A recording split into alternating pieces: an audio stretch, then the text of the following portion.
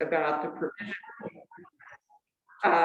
the provision for multifamily dwellings and parcels. And so I'd like to understand at some point more about the pros and cons of possible approaches to dealing with multifamily kinds of units. So I'll stop there for now. Thanks, Bert. Number 4 was Evie.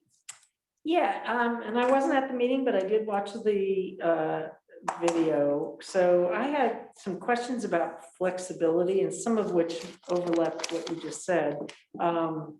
As far as future changes from now to the future, how do those different zones impact people? Because I think that's an unknown to me entirely at this point. And also, I wondered, with respect to flexibility, if a zone is determined, if a zone is determined to be, as in scenario 4, commercial or industrial, are those fixed in perpetuity, if that's the correct word, or are those things that can be added to, made smaller, enhanced, expanded to different areas? How might that work?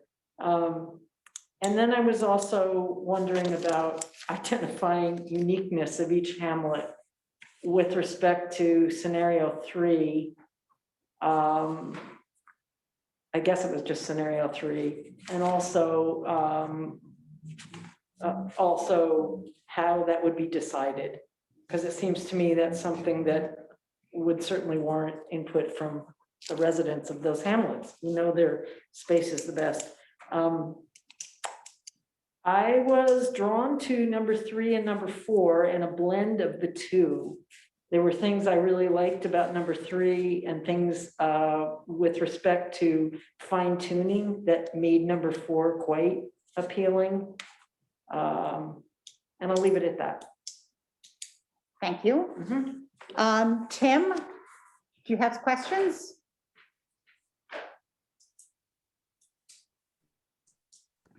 I think I'll just utilize my position as liaison and listen tonight. Thanks so much.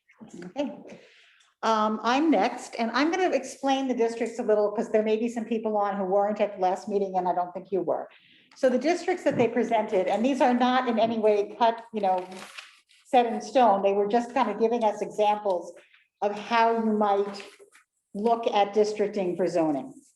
So the first one was an overall district that said all of the town of Caroline is in one zoning district. And then we would make some rules about what you can do in that.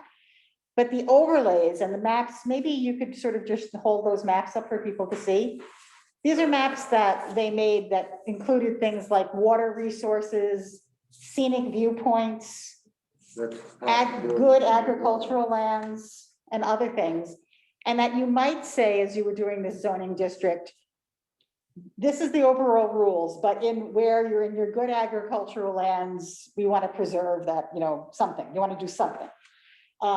That's number 1. That says it was water resources and flooding overlay, natural resource overlay, agricultural resource overlay, scenic resource overlay, town boundary overlay, water and tax parcels. So those are the kinds of zonings that they thought about. The second possibility they presented to us were that there would be one set of zoning rules for the hamlets, and the hamlets they were suggesting were Bessemer, Brooktondale, a combined West Slaterville and Slaterville Springs, Caroline Center and Speedsville, and then everything else. And again, using those kind of overlays as you went through them. All the same overlays in the brown spots are the hamlets. Thanks. And what you might do, for instance, in the hamlets is different from everywhere else, is you could say people can have much smaller lots because that's how they are now. People have much smaller lots. In the third district was 5 specific hamlets or some number of specific hamlets, but they each might have somewhat different rules because of the way they are now versus us sort of pretending that they're all the same. So you might have, some like a different set of somewhat guidelines for Speedsville than you had for Slaterville. And then with the overlays again. And then the fourth one was multiple zoning districts. You would have like the Hamlet districts, commercial districts, an industrial district, which is essentially the gravel pit up above Brookendale, and the overlays, and look at things in that way. So that's what the four that they presented to us to kind of think about to this point. So I will say that when I looked at the Zoom, which I've done twice now, which I was very excited about, I love the characterization. That's my own joke. No one ever gets me. What can I say? But these are the questions I asked myself. My questions. One question was about the Chesapeake Bay watershed. This county has a tiny bit of the Chesapeake Bay watershed in it. And I just wanted to make sure that that was noted somehow in the water overlay. I have to say, I love the concept of the 100-acre wood because it made me think of Pooh Bear. But I was really fascinated in the maps about how much of the county, of the town truly is so incredibly wooded. You sometimes don't think of that when you drive along the roads. And the real question, I also was drawn to either number 3 or number 4 in a sense of, I think the hamlets are critically important. I think they are different. I think the way people live in them is different than those of us who live in a very rural area. You have to really think about your neighbors in a way that I don't particularly where I live. And I like the idea of having a commercial district really defined. So that's what I have to say. Bill, I also said in my email that I was going to ask the people who will be joining this group if they have questions, because I think they've also watched the Zoom. So Bill and Will are on this. So Bill first. Okay, yeah, great. Thank you very much. And I have, a couple questions and a couple observations. I think I'm coming down about where I hear several people coming down, which is for me, the sort of a mishmash of options 3 and 4 that are presented is kind of what seemed most appealing to me. Option 1 with the single district is not that much different than what we have now with site plan review covering everywhere in town. It gives us greater ability to control uses. But the whole point of that made in the original comprehensive plan and the current one is that we'd like to encourage cluster development. And unless you really establish some hamlet zones or commercial zones, I don't see how you do that. So I'm strongly in favor of something like 3 or 4. A couple questions to Nan. I don't know if this data exists, but in some of the natural resource overlays, basically special habitats, unique species, et cetera, were noted.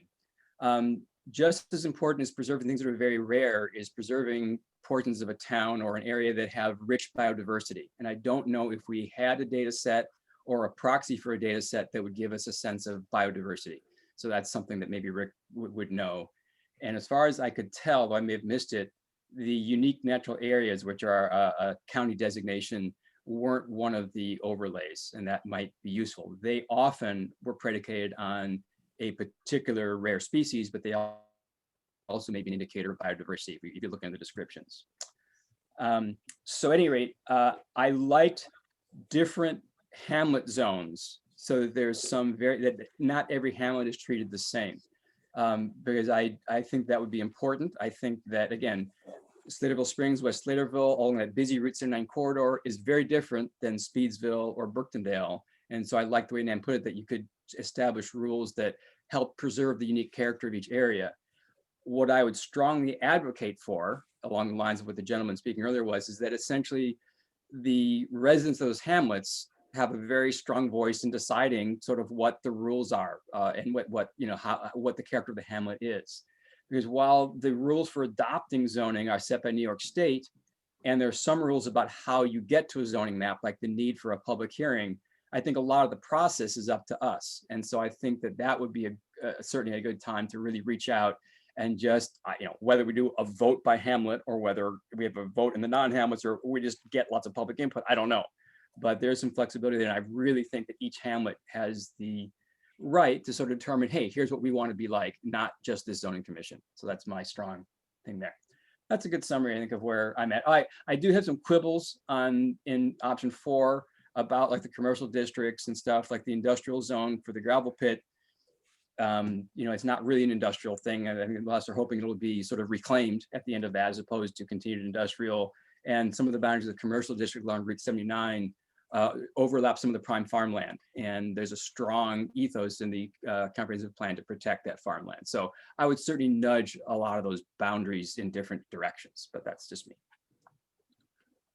Thank you. Will?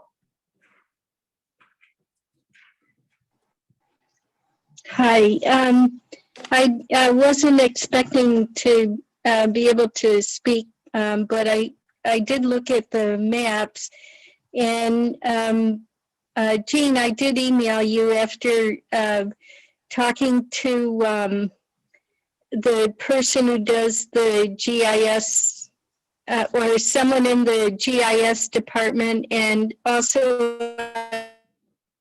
I spoke with Joan in planning, county planning, because I was looking at the, specifically, I was trying to understand the implications of the, and I was really having a hard time understanding what they represented. And it's quite different than what I thought when I first started looking at the maps. It seems that, and maybe people on the commission already know this, stop me if you already talked about it, but apparently 10 years ago or so, the county planners drove around, picked scenic viewpoints, and fed them into a computer program, and it was set up to sort of project what you might see, taking into account topography and things like that. And that's how we ended up with our scenic view shed. That's how I understand it at this point. And so to understand it a little better, I did ask her to look up my interests so that I could understand how someone might be. Part that totally escapes me is, are view sheds supposed to be from public access points? So I don't even know if this is going to be an issue to be discussed by the zoning commission, but because it was an overlay, that's how I sort of got stuck in those weeds. The other thing is, I think it's really hard to talk about commerce without having a definition of commerce. And I noticed, for example, because I happen to live on a commercial / residential lot, assessor's office and I have a conversation in any given reassessment year. That's how my property gets labeled. So in the past, it was commercial. And as of the last reassessment, they were willing to make it residential. But of course, it just calls into question, well, what the heck is commercial with respect to our town, especially if you're trying to support farmers who often have a business on the side in order to keep the farm going. So that's it for me. I hope that Thanks, Will. Nan has been taking notes on this and is also going to now respond to some of the things that people said and answer some questions. Yep. Did I go right past you? No, I didn't. You did not ask me for any comments. I know. I just realized that I didn't write your name down here. Well, I think your name is still in my hat. I'm really sorry because I have these all numbered here and your name is in my hat. Michelle. I can take it now. No, feel free, ask some questions. Well, I guess what I want to say, the way I approached this was that these are just 4 possibilities. It's not like we have to pick an option here. These are 4 possibilities, and we could have a combination, or we could get all new ones, or we could whatever. So these aren't even, these are just ideas, not set in stone or anything. I think, so really I have questions. I'm a little confused about how it works with overlay districts. I wrote down one of the quotes from Nan's thing was, the overlay zone identifies special provisions in addition to or instead of those in the underlying base zoning district. So I'm not clear how those provisions are determined. So is that something we would all, which just seems like, oh my God, it could take forever. But anyway, again, and the whole thing of defining hamlets just seems, I'm just throwing, my thoughts are really complicated. You know, not that I'm saying we shouldn't do it or anything, but you know, really a big task to just determine boundaries, character. I mean, yeah. And again, I agree with Will about some of the definitions, like what is commercial development? I'm not even sure what industrial development is. And that kind of goes back to Bill's comment about the gravel pit. Like, are there other things that are considered industrial development going on in Caroline? Like, I'm just not sure what the definition of industrial development is. Oh, I'm going to answer that one for you because I actually know the answer. Okay. The federal government defines a number of things as industrial versus commercial. Industrial generally means that you're taking raw products and either mining them or combining them to make a manufactured thing. Okay. And so what we have here is a mine, which is considered an industrial activity. And there is a plan that they had to submit. Anything that's a mine has to submit a plan to the state that says when you cease mining here, what happens to it? And I understand that there is a plan there, which I think is to build housing around a lake that they would make out of the gravel pit. Oh. Plans can change, they can always submit something different. But I believe that's the only industrial activity going on in the town, to my knowledge. So commercial is buying and selling, Okay. is essentially what selling, what commercial Yeah. is. Anyway, yeah, so I guess those are, I mean, I'm attracted to option 4.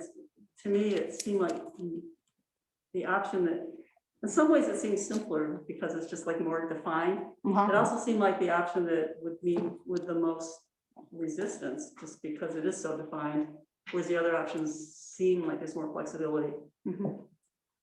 So I guess those are just my feeling. I'm a little confused about overlay districts still, even though I've tried to read it. And I'm confused about the hamlets, just there. I never realized that Caroline Center was actually anything more than, you know, an intersection. There you go. It's a hamlet. It used to have a bar in it, but It has a store in it. It still has a store. It does? In Yeah, Caroline Center? you got to go around the corner. Where is it? Where's the star? What's If you go, and you know where the square is, where the trees are? And it's the town, not the Caroline Center. Speedsville. You're talking, yeah, You're talking about Caroline Speedsville. Center, which is the intersection. yes, it is, you're right, it is the intersection, it used to have a bar, I'm Right, thinking yeah, Speedsville, and there's nothing else there, but that's considered a hamlet. So it's, anyway, okay, so hamlets are confusing to me. yeah, I think But I love probably those because things. there's a church and. There is a church. There used to be a bar, Right. restaurant. Yeah, I know about the bar, yeah, but the church is a little ways up from it. But No, anyway, it's- that's fine. yeah, Yeah, That's where I'm not from. okay. that's pretty bad. I realized I left one of my questions off, which was, I didn't understand how you deal with water resources and septic systems in hamlets where I'm thinking in a hamlet, you could easily overwhelm the natural water resources. Most of us operate on wells. And if you put a whole bunch of people together, do you overwhelm the water system? And also septic systems require a lot of space, more so now than they used to, because the rules have gotten harder. So I just don't know how you deal with those, and that's a question I have. So I'm going to turn this over to Nan, who knows all things, and will answer some questions now. Is that true, Nan? No, I don't know all things, but I'll give it a try. Okay. All right. So, well, first of all, thank you everybody for sharing those thoughts and questions, and they're all excellent ones. I'm just going to go back to the beginning and start going through the ones that I can answer. And we have about 45 minutes, and we'll continue the discussion. So broadly, there were a lot of comments about definitions, which is all there, that's a fundamental question. And the beauty of really what we're doing is that, except in a few cases where there are legal definitions established by somebody else, such as what is a wetland, what is a DEC wetland, or what is a protected stream in New York State. All of the other things, you are in control over what those definitions are. The gentleman that I can't see, but at the beginning talked about there was no definition of rural character. The zoning should have a definition of rural character, and that definition will come from information that we can glean from the comprehensive plan, because it talks a lot about rural character. It will come from your input. It will come from the public's input. And I think having the definition of rural character is really very important.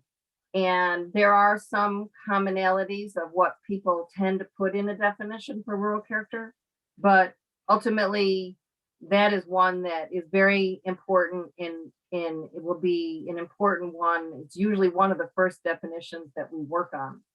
So broadly, yes, I'm a real believer in definitions. If you look at any of my other work, you'll see that the zoning laws or any kind of local law is pretty heavily packed with definitions. I think we talked early on that the point of zoning is, in rural areas, in my opinion, is to make it clear what the rules are. I have all of the confidence in the world that you will come up with, and we will work together to come up with a model zoning that works for your town. And it will be, it will balance a whole variety of needs that and agendas that are out there. So I think that when it comes to defining what is commercial, is there a I have a book on my bookshelf that's a standard book of definitions that the American Planning Association publishes. And those are good starting places, but they're not the end place that we will have in the zoning. So you can define industrial to include reclaimed industrial sites. You can call commercial broadly, that includes retail. It includes services, it includes offices. There are any number of things that you can put in commercial. And these are all things that as we go along, you are in control of defining and deciding ultimately how you want to call those things. So anyway, so that's just a broad, definitions are great. We'll have a lot of them, and we will, every time we have a meeting, I'm already starting a list of terms that we need to include in the definition section. So we had a couple questions about overlays. And a comment was made early on that, and I'm paraphrasing here, that we really don't need the riparian stream buffers because they're managed by DEC. I do want to clear up that there's a misconception out there that DEC has more power to manage those kinds of things than they really do. So they do have control over some things, but not as much as most people think. And so you will have to decide, when we get to it, you will have to decide, and we'll look at what DEC says about activities along the stream bank. And those are in the health department, mostly the rules are oriented to separation distances between septic systems and streams. So I guess I just want, again, is that you are in the driver's seat as to what the development standards and requirements might be in these areas. So when we get to talking more detail about, for instance, the riparian buffer, I can send you what DEC actually covers and what they don't, and then you can decide on whether you feel you need to go beyond what the state offers. So Barb asked a question about, I think a really important question about, well, what does it mean when you go from no zoning to zoning? And that is, everyone wants to know that question. Everyone's going to be concerned about how it affects them, how it affects their business, how it affects their farm or their house, or they have a piece of vacant land and they want to build a house. So the short answer to that is that I have not yet seen a zoning law that didn't accommodate for existing uses. There's something that we call non-conforming uses. And so let's say you had a business now in an area that ended up being in a district that you decide you didn't want that kind of business in that district.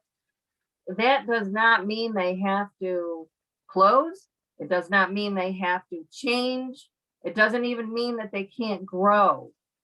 So those existing uses are almost always grandfathered in so that they can continue. And most zoning in rural communities that I'm familiar with allow for them to expand and allow for them to rebuild if there's a fire or a flood or something, even if they're no longer allowed in the new zoning, that they can rebuild on the existing spot that they have. So I think for many of the activities that are going on in town would see very little difference. And I also don't think that, in my experience, most rural communities, the zoning is not so strict that it is like, you go to an urban area and those have zoning districts where the only thing allowed here is single family houses. And the only thing that's allowed here are multifamily houses. And the only thing that's allowed here are retail stores. That is not how our community, that's not how your community is. And I would not anticipate any kind of such strict separation of uses. So I think the short answer to what does it mean for existing uses is probably not an awful lot. Now, if you have a piece of land, for instance, in the commercial zone, and you ultimately only say only in the commercial zone are we going to allow commercial development. We're not going to allow any residential development in that area, which you may decide, you may not. But let's say you did. So someone who owns a piece of land, they want to sell the land to development, then that land could be sold for whatever the kinds of commercial development are that you have identified as allowed in that zoning district. Does it mean that they couldn't sell that land for a housing development? It could. It depends. Again, that goes back to why we have to look at what is the zone, what is the purpose of the zone, and is it going to have a lot? What are the uses that are going to be allowed in that zone? So I think we want to be aware that everyone is concerned about that. But I think that for businesses that exist, for home occupations that already exist, you would probably see little change.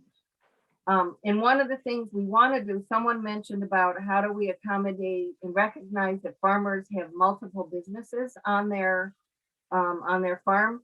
Absolutely. We want to recognize that. We want to allow that. We want to define and ensure that farmers have the ability to diversify and have farm-based businesses and farm-oriented businesses on their property. So in my opinion, the zoning should accommodate for that, not that shouldn't prevent it, it should accommodate for that. Another question was on multifamily dwellings and the pros and cons of different approaches. There are a million different approaches to that zoning has. Some communities don't like them at all and they don't allow them. Some communities allow them in only certain locations. Some communities allow them with certain restrictions, like how many you can have, how many buildings you can have, how big the buildings will be so that you can control the scale and intensity. So again, you guys are in the driver's seat. We can come up with anything from total, we're not going to allow them, to we're going to allow them, but here's some development standards. We're going to have them go through site plan review, and we're going to have some siting and density and design criteria to help them fit into the area. So it could be anything from one to the other. And that is certainly a discussion that the zoning commission will have to examine as we go along. Evie talked about the flexibility and whether once a zone is determined, is it forever? I could say absolutely it is not forever. And while you don't want to willy-nilly change zoning just at the spur of a hat, and those changes that are made should always be made in consistency with the comprehensive plan. I can say that you should change your zoning, and the town board should expect a report from the review board, from the zoning board of appeals, from the building inspector on an annual basis to find out what's working, what's missing, what definition is vague, what has been a problem as it's been administered, and on a annual or regular basis, you take care of those issues as they come up. So there is flexibility. It's totally up to the town board to make those tweaks. Big major changes happen in zoning all the time. We hope that they're done not at the spur of, someone wants to come in and do something that you hadn't thought of, but reflected in the comprehensive plan. But I think there is a lot of flexibility, and that especially with the first zoning law, a lot of times that you start off thinking, well, you don't really want to go down that pathway, but our communities change, our lives are changing, the way we do business is changing, and we don't know what that future really holds. So you may find a year or two into it that something we thought was wonderful didn't work the way you thought it did. And so then you change it. So I don't think that we should convey that this is, a forever thing. And we want this to be reflective of the needs and the desires of the community. And over time, those needs and desires may change. And so, was there a question? Oh, sorry, thought I heard something.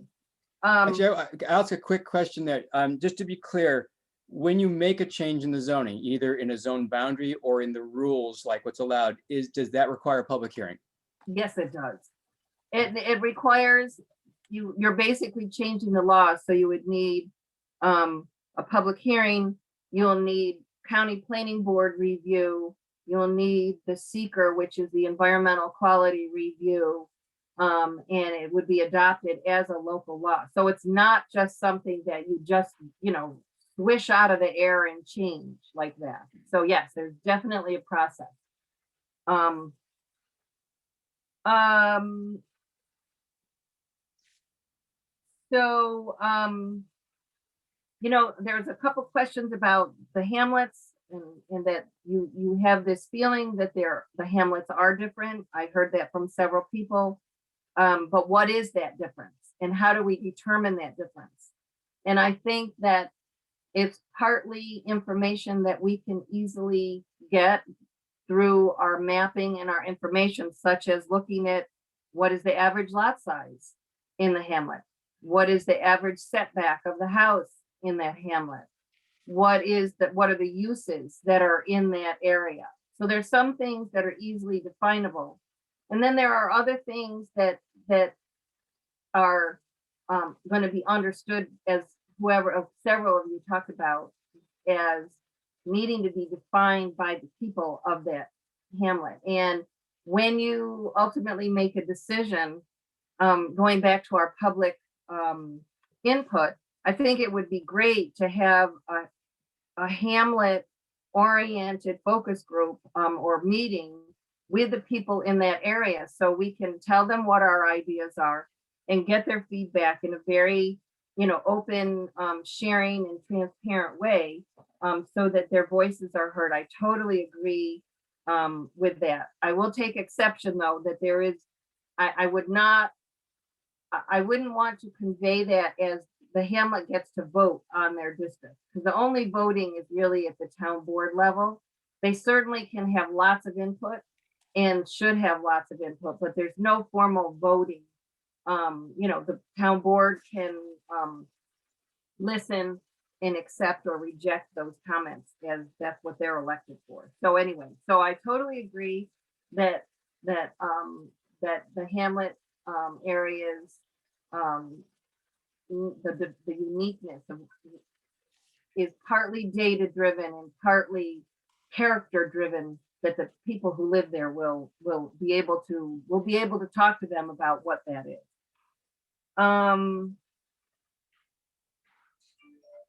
Let's see, the water resources in the hamlets. Jean, that's an excellent point. Our rural communities are kind of in a bind because on one hand, you're saying you want these focus areas to be our nodes where retail growth or more dwellings or higher density or higher intensity of use happen. And that is great. That's what we want. I think everyone can agree that we're building on our traditional development pattern. The flip side of that, though, is that in order to really do that, you need infrastructure. You need water and sewer systems.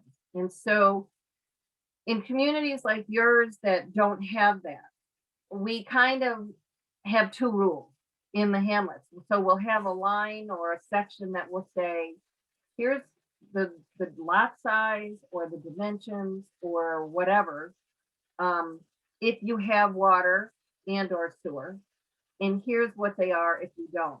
So for instance, the kind of rule of thumb is that you need an acre of land in order to get a well and a septic system on it. So without water and sewer, you could say the lot would have to be at least an acre. And that would be what the health department would require. But if you have water and sewer at some point in the future, or if a development came in that supplied that infrastructure, then maybe the lot sizes would be a third of an acre or a half an acre or whatever other lower limit there might be. We have to be very careful. We're trying to, and if you looked at the maps carefully, you'll see that most of the hamlets are in areas along the streams or they have some other kind of resource that we have to be careful about. So, we'll have to plan and kind of look ahead, and maybe some of your goals won't be met until at such point, either the municipality has a way to figure out how to get that infrastructure in there, or a development comes in that supplies it. Yep. Let's see, biodiversity. I will ask Rick about the, if there's any other data set that gets at biodiversity. What we have done in some other places is really look at if you have a stream and you have a wetland and you have a riparian area and you have a wooded area, each one of those forms a different kind of habitat. And so when you kind of have them all in one place, you have more opportunity for biodiversity. So sometimes we've used our mapping to come up with some of those kinds of tools. We'll look into the county biodiversity work. I don't know whether he has that, but if it's available, we can certainly get whatever data. And so, you know, if there's any information you can get me as to exactly what that is that you were referring to, we'll look into it.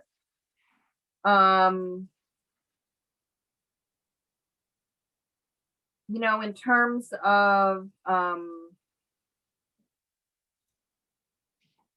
the view shed.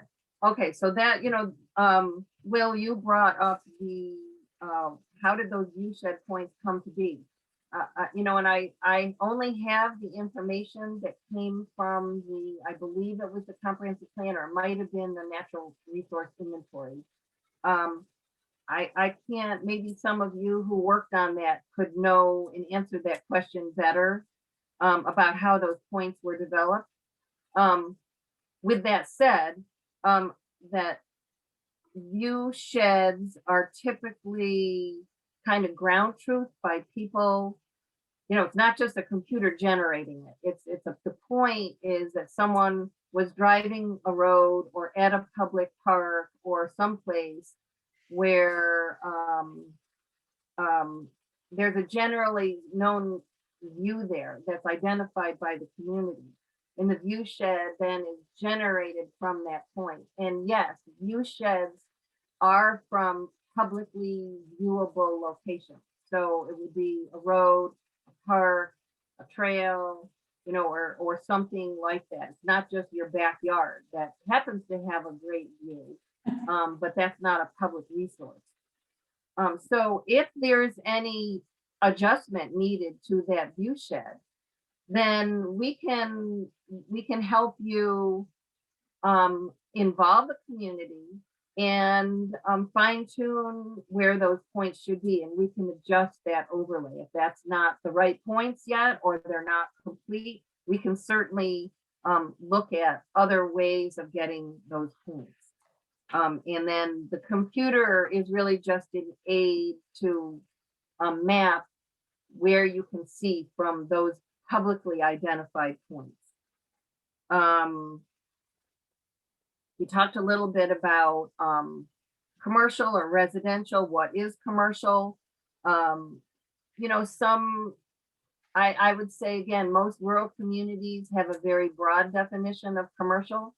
And they're not developing a zoning law that is so refined that it separates out, for instance, you know, a bookstore from a hardware store, their retail, or maybe it's just a commercial business. And then we include a whole list of things in the definition of what makes a commercial business. So we, you know, again, going back to that, we'll talk about that. We'll define what you think commercial is in your town. So the overlay district, let's talk a minute. We have about 20 minutes left. So the overlays are typically zoning districts that are oriented to protecting a resource. So you would have a stream corridor overlay district, for instance, that would have maybe setbacks from the stream or it may have limits on the amount of cutting, woodland cutting that could go up, you know, in that area to protect the soils and protect the shading habitat that that riparian buffer is for. A ridgeline overlay would be designed to identify where the ridge lines are, and the development standards could be things like some of them are limit clearing at the top of the ridge so that you don't have this gap tooth at the top of the ridge. Sometimes they have regulations that that tell new buildings to be moved down so the roof line is below the ridge line. So the overlays you can think of as a district, just like a commercial district or an industrial district. But they're oriented to protecting some specific resource, and the regulations or the development standards in that overlay are oriented to protect that, whatever it is, wetlands, steep slopes, view sheds, whatever. Now, all of those development standards could just be incorporated into the zoning. You don't need to have a map and an overlay. You could simply say everywhere, and this is just an example. You could simply say everywhere in town, we're going to have a 50-foot no build buffer between the stream and whatever. So a house or a commercial development or a parking lot or whatever, with the exception of farming. We usually exempt farming from that, where there's some people don't think that's right, but that's usually the way it goes. So you could just have a text in your law that says we are going to prohibit this kind of development in the riparian zone, and just define it and describe it, but you don't have it mapped. So all of the things we can do in an overlay district, we can also do just through text. Rick and I suggested the overlays, especially if you are going to have a very simple system. Like if you looked at the whole town is just one big zoning district. Well, as I don't know who it was, someone pointed out, that's kind of like what you have now.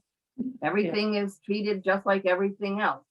So the overlays were one mechanism to try and define the important resources from a mapping point of view. We don't have to do any of the overlays, and we can include all of those development standards just as a matter of course in the text. So if you find the overlays confusing from a mapping point of view, we can certainly just include whatever standards we need in the text.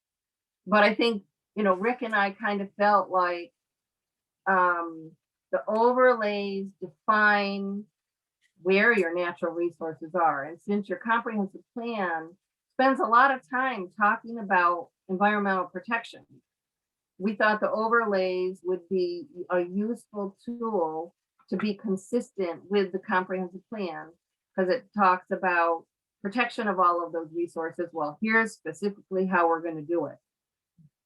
They don't have to be complicated. It could simply be, here's the map, here's the district, and here are the development standards that we expect. We're going to have a 50-foot buffer, or we're going to have a whatever. I can't think of anything offhand right now, but so we can come up with what I tend to do is I'll give you a laundry list of potential development standards oriented to that resource. And then you're going to have to decide, wait, wow, those are way too much. We don't want to go there.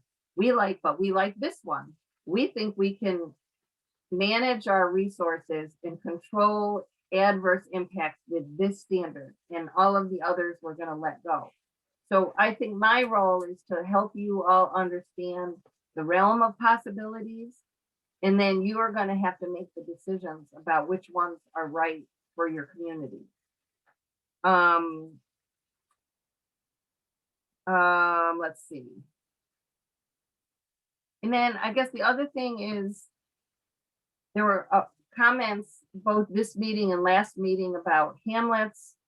And you didn't know it was a hamlet. And I want to go reiterate that, you know, I tend to look at things as the future. And right now it might be just an intersection with 4 houses at it. But if it's a location that has possibility to focus some other growth and it's in a location that is beneficial for something to take place, I think there's an opportunity there.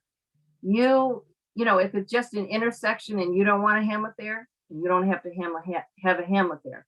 Those were just our observations of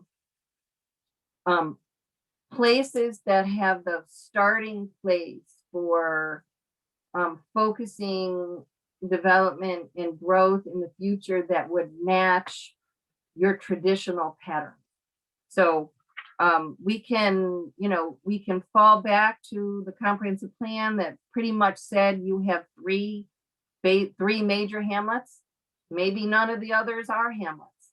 But I guess, you know, my feeling is it's at least worth thinking about whether there's an opportunity to have a hamlet in that area. And you can reject that idea, but you should at least think about the future. That's what we're trying to do. We're trying to plan for, you know, 5-10 years out here in trying to think of all of those things.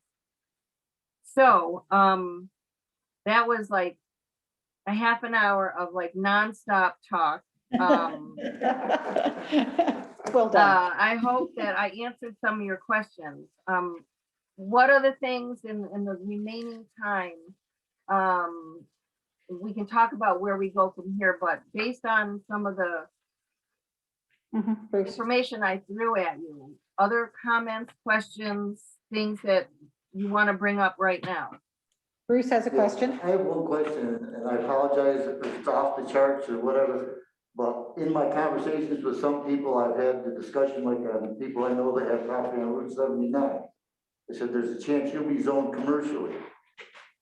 Has your experience in implementing zoning affected the tax base either negatively or positively? Because I'm looking at it, if some of these overlays are natural resources and stuff, then that possibly could be a decrease in tax base. I'm just asking, is there anything you can tell us about, or should we be considering any of that as a board? You mean on what this will do to property values? Right, or just the tax base for the town? As far as if you, commercial, I'm sure your taxes will probably go up. But some of these overlays, if we implement them, where there's a lot more natural resources, which probably weren't brought up at the tax office as possibly being a deduction, because now I can't call, or I can, or I couldn't, but now I can't. I just asked, in your experience, has there been any positive or negative effects on tax base for the town? That's a complicated question. And I would say yes and no. How's that for an answer? So on one hand, zoning can have a positive effect, meaning a beneficial effect, in raising property values, because zoning from a developer's point of view, from a bank's point of view, lends predictability. And it, like, for instance, if you were going to buy 10 acres to put in a restaurant, and next door, those 10 acres were sold to be A slaughterhouse. some sort of dump. I'm just thinking, I don't know, you know, then that could, by eliminating those what ifs and those possibilities, you tend to see that zoning as a whole um, can be beneficial for that. Will it raise people taxes? If the assessor is doing their job, they should be identifying properties for their current use. And so if you're an open field and you're an agricultural field, you should be getting an assessment based on it being agriculture. If it's currently a business, and it stays a business regardless of what zoning district it's in, I don't think it would have that much impact. But I would be glad to get some information for you that's more more definitive about the impact of zoning on property values and taxes, if you like. Nan, I will tell you that this county is one of the few counties in the state that has one zoning officer. It's a county function here. Assessor, Yeah, assessment office. an assessment office. Many Okay. towns One assessor. around here have assessors per town or. Right. So, and if people have questions about that, I'm very sure that the county assessor would be very happy to come and answer questions.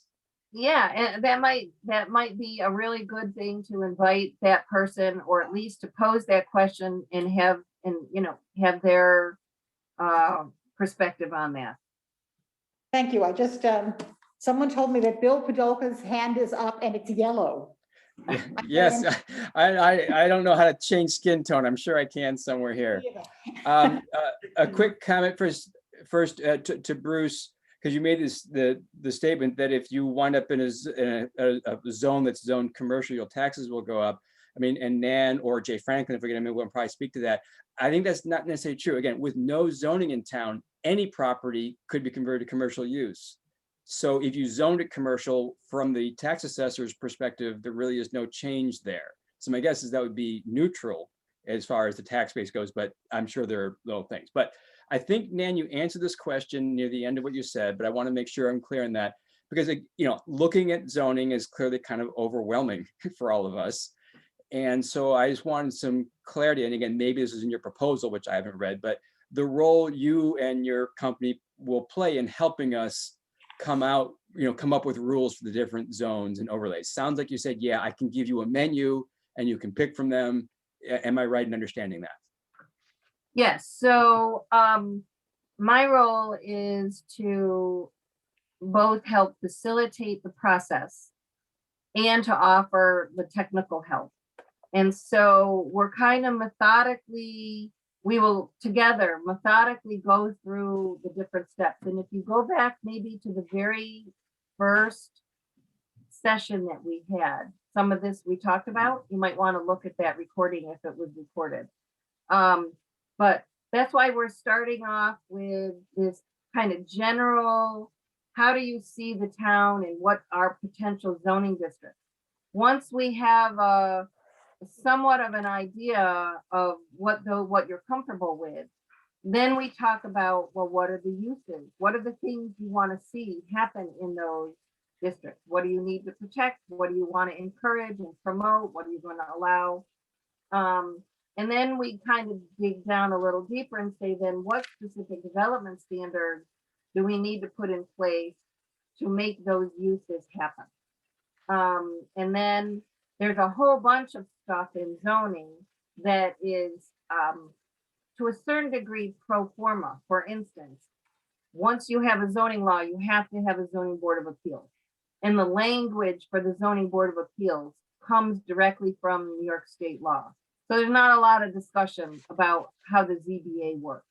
So there's part of the zoning law that we have to have as mandatory components. We have to have an enforcement section. We have to have the ZBA. So those are the kind of the sequence of things. And I will be helping by, I call it my laundry list. Once I get an idea for where you want to go and what you want to accomplish, we will provide you with, like the map, a laundry list of options that you will then explore, discover, discuss, throw out and refine till it's yours. And then I will put all of the pieces together for you into a draft that then as we go along. And then I had public input built into specific sections and milestones. When we get to certain milestones, we'll report back to the community. So that was all included in the proposal. Thanks. Thank you, everyone. I think we only have about 3 more minutes. And I know, Michelle, that at the end of the last meeting, there was something you said. And that you Tim, want Us to Tim do. has a question too. Oh, I'm sorry, I didn't hear. Where's the, Tim, oh, Tim, that was your actual hand. Oh, I can't see the yellow hand against your ceiling. Problem. Okay.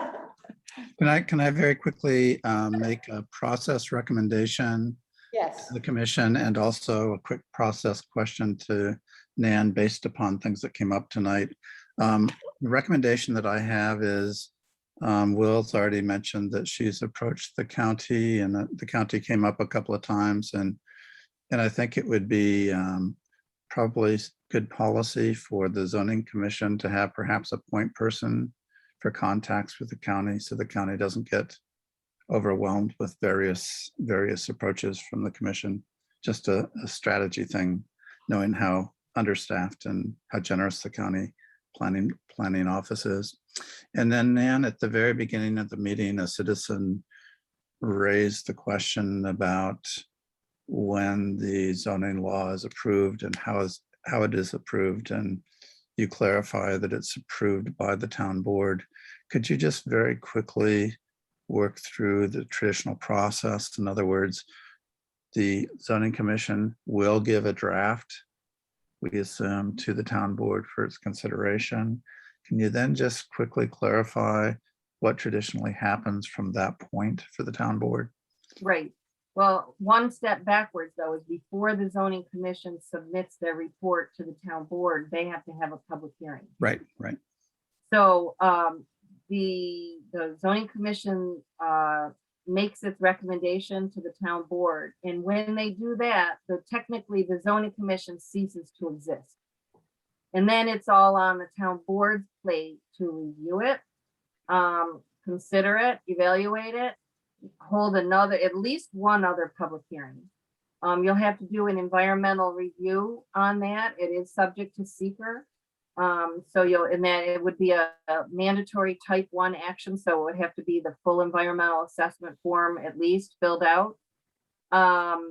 It would have a county planning board review through the referral requirement of 239M. It would have, let's see, seeker planning board, public hearing. And there's a bunch of, for a first zoning law there, well, actually for any local law, there are adoption rules, like it has to be on the desk of the town board 7 days before it's considered, and all of those kinds of adoption procedures. It's adopted as a local law that would be voted on by the town board, and then it's filed as a local law with the Department of State. It's not actually a legal instrument until it's filed with the Department of State. So that's the final step. So what we're talking about is a tremendously layered process that will involve more public input and likely revision from the town board, as well as input from the county. Yes, Thanks. absolutely. Thank you. Thank you. I don't see any other hands. So I think, Michelle, what I was saying is, I think at the end of the last meeting, you said you wanted to talk about when we think about public meetings. Did I? I believe you did. I think it was Barb. Yeah, Was it you? yes, I just asked, made the suggestion that early in the process, we should talk about how we're going to go about gaining more input from the public. But I just heard Nan in her summary talk about how she's envisioning different milestones at which we would gain public input, solicit public input. Yeah. That's separate from the final public hearing we Right. are legally required to have. So maybe at our next meeting, we could have a discussion of what the proposed milestones and opportunities for soliciting public input might be. And the zoning commission members can give our input about whether we like that proposal or want to modify that proposal. That would be great. I will, Sounds good. Nan and I will talk this week about that and put together an agenda. I would Bruce, certainly. is that good with you? Because you've raised this in the past as Yeah. well. And I certainly don't want to have a meeting unless we have at least a month to publicize it.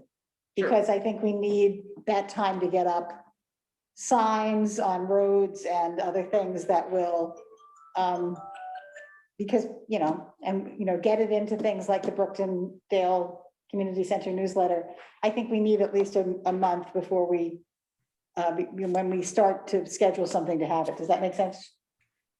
And I might point out that a big public meeting may not be what you want to do at first. It might be a series of smaller meetings spread Okay. out in different locations in town. So I think that the next meeting would be while you're continuing to review the maps, review the options, thinking of new ideas. I think then the next meeting would be a really good opportunity to get our public participation plan in shape so that we know what we're doing. And so when someone says, what are you going to do? We have something to show them. Here's what we're going to do.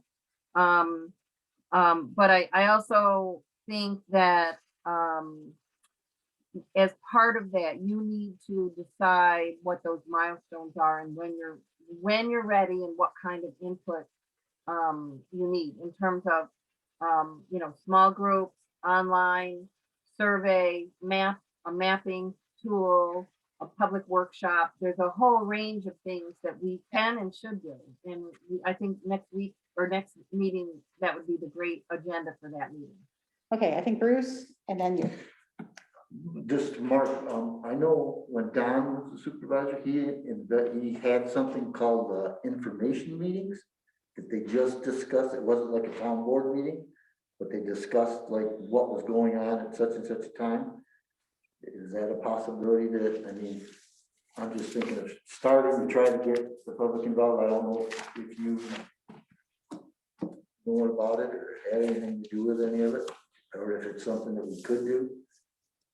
I'll just in the interest of time, I'm going to jump in here and ask Jean to shortly conclude this meeting Yeah. because we are over time. But to that point, Bruce, I think that's what we're going to be talking about next Yeah. time Okay. is what are the points in the process to solicit public input and how to solicit public input. Maybe it's an information meeting, maybe it's a workshop, maybe it's a newsletter, maybe Exactly. it's, a whole range of things. Edie? Okay, real quickly, I really liked what Nan just said and what we had talked about regarding getting information from such sources as the county assessment. There will probably be other sources of information that it will inform and our thinking in terms of how we make decisions on the language on any of these pieces. So I don't know whether or not that's something we want to all of us think about for the next meeting. So we come up with, I will it's put hard that to on know the what you agenda don't too. know, but it's like, what do I need to know more about?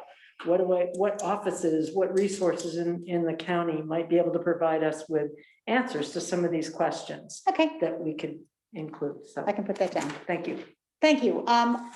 For the public that are here, the minutes get posted on the town website at least by next Wednesday. And I try very hard to get the agenda by next Wednesday too. And I have thrown away my old calendar, which started the week on Saturdays, so I never got the date right. And I'm going to try very hard to match the day of the week and the date in the future. My apologies to Michelle. Your name is home in my hat. I'm calling for adjournment. Is that good with everyone? Yeah.